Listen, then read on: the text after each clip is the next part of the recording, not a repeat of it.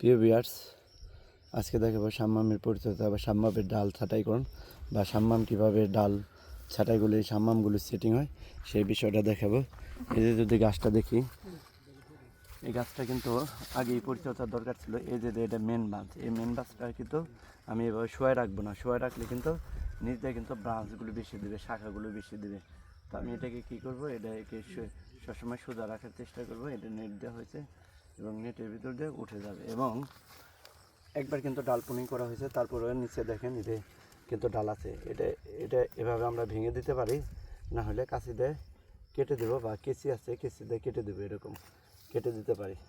এগুলোতেও কিন্তু সাম্মাম চলে আসছে, কারণ হচ্ছে এই নিচের ডালগুলো কিন্তু রাখবে না। এরকম ছোটো ডালগুলো আমরা ভেঙে দেবো, কারণ ভেঙে দিলে কাঁচি দিয়ে কেটে দিলে যে জিনিসটা হয়, গোড়া থেকে কিন্তু আবার সাকার বা ডাল বের হয়।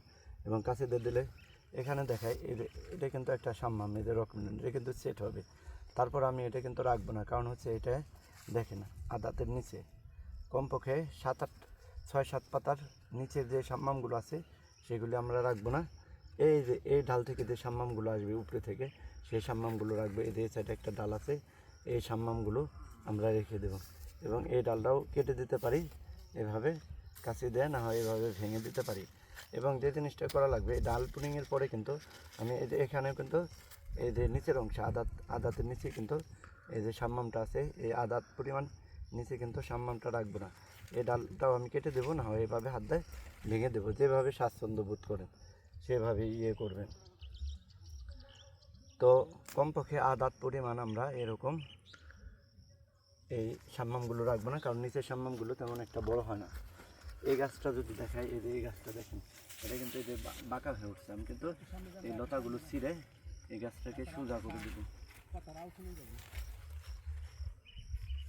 এভাবে সোজা করে দিলাম, এটা সোজা উপরে উঠবে। এবং নিচের দিকে যদি দেখায়, এখানে কিন্তু সাম্মাম সেটিং হয়েছে।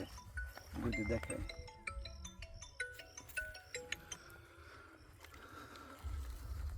এখানে যদি দেখায়, যে এখানে কিন্তু একটা ফল অলরেডি সেটিং হয়ে গেছে।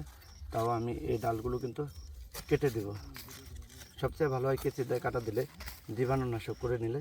এবং অবশ্যই কিন্তু এই ডালগুলো কাটার পর কিন্তু আমরা ছত্রাকনাশক দিয়ে দেবো, এগুলো প্রচুর পুষ্টি টানে। তো এই যে এখান থেকে যে ডালগুলো, এটা রাখবো না, এটা মোটামুটি একটা ভালো ফলের দিকে দেখা যাচ্ছে। এভাবে কিন্তু নিচে ডালগুলো পুনিং করে দেবো। এই যে এটা যদি দেখায়, এটাও তাই। এটা কিন্তু অলরেডি একটা ডালে কিন্তু 2টা রকমেলন বা সাম্মাম চলে আসছিল।